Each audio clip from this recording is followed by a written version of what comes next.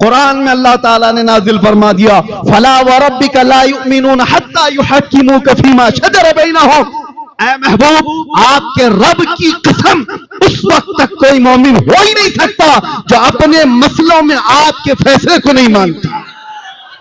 आपने सुना होगा एक मुसलमान और यहूदी के झगड़े के बारे में, जमीन का झगड़ा था। हुजूर पाक सल्लल्लाहु अलैहि वसल्लम ने फैसला सुना दिया था, यहूदी के हक में जमीन थी, लेकिन वो मुसलमान जो नाम का था मानने से इनकार कर दिया और कहा नहीं, ये फैसला सही नहीं हुआ है। कहा कहां फैसला कराएंगे?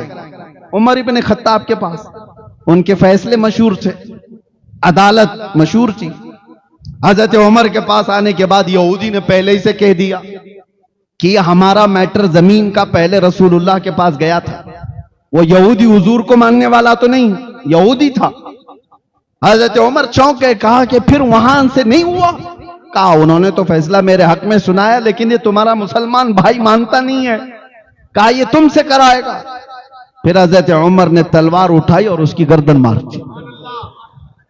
मेरे अजीजों, ये सुनने के लिए तो आसान है।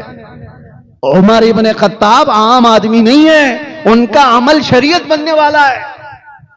उनका अमल क़यामत तक के लिए लोगों की तकलीद का सबब बनने वाला है। हर उठे बैठे कुछ काम कर नहीं सकते थे, लेकिन गर्दन तो मारी दी। अब मदीने में मशहूर हुआ, उमर इब्न खत्ताब ने एक मुसलमान को मारा था। तो वो मुसलमान दिखने में, नाम, हुजूर के पास आना जाना, नमाजें पढ़ना। अब एक तरफ हज़रत उमर हैं और एक तरफ वो कत्ल किया हुआ, उसकी तरफ से लोग भी कह रहे हैं कि उमर ने बहुत बड़ा काम कर दिया, बहुत, कि ये जज्बे में आकर के किसी की गर्दन मार दिया। यहूदी और मुसलमान की जब बात हो तो एक मुसलमान का कैसे कत्ल? हजरत उमर को बुलाया गया हुजूर के पास और हुजूर पाक सल्लल्लाहु अलैहि वसल्लम ने पूछा, उमर तुमने एक मुसलमान की गर्दन मारी? अब जवाब सुना। हजरत उमर ने कहा, या रसूल अल्लाह, मैं उसको मुसलमान मानता ही नहीं था। नहीं, मैंने किसी मुसलमान की गर्दन नहीं मारी। तो हुजूर ने फरमाया, तुमको कैसे पता वो मुसलमान था कि नहीं था? अब ये बड़ी चीज है, किसी के बारे में कोई कह नहीं सकता। कैसे कहेगा? आपको मैं बताऊं, काफिर भी साबित नजर आता है, मुसलमान भी नजर आता है, मुनाफिक नहीं नजर आता। मुनाफिक दिल के अंदर छुपा हुआ है, बुग़्ज़ है, अदावत है, सब है, उसकी पेशानी पे लिखा हुआ तो नहीं है। अब आज के जमाने में किसी को मुनाफिक नहीं कह सकते, ये भी मसला सुन ले आप। किसी को मुनाफिक डायरेक्ट, हाँ, अलामत निफाक है उसके अंदर, ये कह सकते हैं, निफाक की चीजें इसके अंदर है।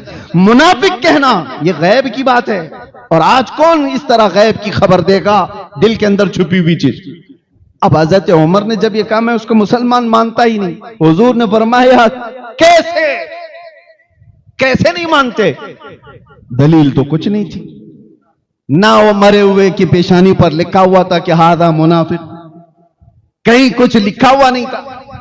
हजरत उमर ने कहा, या रसूल अल्लाह, जब वो आपके फैसले को नहीं माना तो? ये तो हजरत उमर की बात चल रही है मेरे अजीजों, हुजूर भी जरह कर रहे हैं, ये आर्ग्यूमेंट हो रहा है।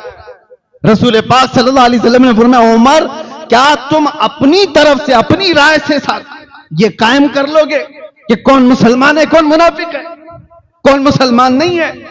बात चल ही रही थी कि जिब्राइल अमीन आयत लेकर नाजिल हो गए। कुरान में अल्लाह ताला ने नाजिल फरमा दिया, फला व रब्बिका ला युमिनून हत्ता युहक्किमूका फीमा शजर बैनहुम। ऐ महबूब, आपके रब की कसम, उस वक्त तक कोई मोमिन हो ही नहीं सकता जो अपने मसलों में आपके फैसले को नहीं मानता।